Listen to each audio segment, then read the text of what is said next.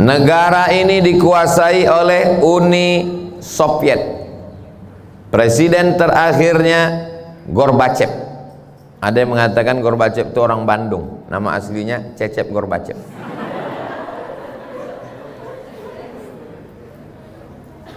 Kita tahu bahwa Uni Soviet komunis,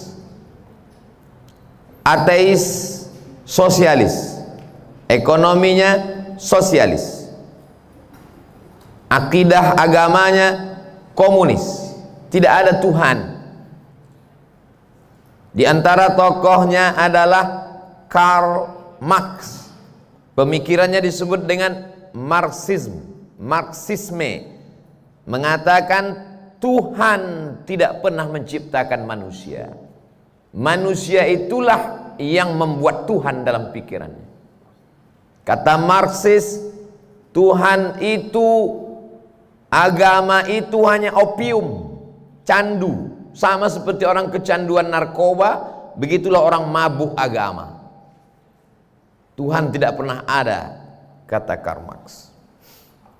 Negara-negara jajahannya tidak boleh membaca Quran. Quran dibakar, ulama-ulama dihabisi, agama tidak boleh berkembang. Akhirnya datang Boris Yeltsin. Setelah itu tumbanglah Uni Soviet, dan negara-negara tadi merdeka, dan Soviet menjadi kecil, dan negara tidak sebesar dulu lagi. Uni Soviet berubah menjadi Rusia dengan Presiden Vladimir Putin. Putin tidak sedahsyat pendahulunya. Dia masih mau meresmikan masjid bersama dengan Erdogan. Dia tidak mengusik Islam. Bukan berarti saya pro Putin lalu. Ketika negara-negara jajahan Uni Soviet tadi merdeka, Uzbekistan, Tajikistan, Afghanistan, Kirgistan. Stan itu artinya bahasa Inggrisnya land, tanah. Orang Kurdi punya tanah namanya Kurdistan. Somat punya tanah namanya Somatstan. Tajikistan, Uzbekistan, Kazakistan, Kirgistan, Tajikistan, Afghanistan merdeka. Apakah mereka ini menjadi komunis dan tidak beragama? Ternyata setelah negeri-negeri ini merdeka, anak-anak kecilnya hafal Quran. Jangan Masya Allah dulu, cerita belum selesai.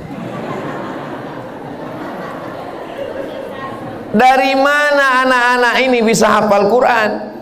Ternyata di dalam kamar itu malam-malam tanahnya digali. Digali pasir tanah di kamar itu, lalu kemudian bagian atasnya ditutup pakai papan dan karpet. Anak-anak dimasukkan ke dalam, gelap, tidak dikasih lampu, menghafal Quran, memakai metode talqin. Guru membaca, murid mendengar.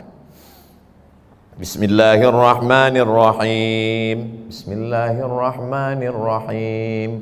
Idzas samaa'u fatarat.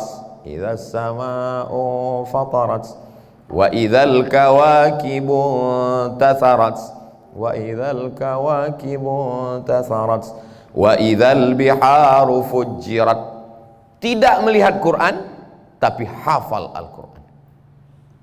Gelap. Di tengah gelap itulah anak-anak itu menghafal Quran. Ketika tentara-tentara Uni Soviet datang, mereka diam, mereka sepi, mereka sunyi. Saat tentara tertidur malam, di malam itulah mereka mendidik anak-anak bertahajud dan menghafal Al-Quran.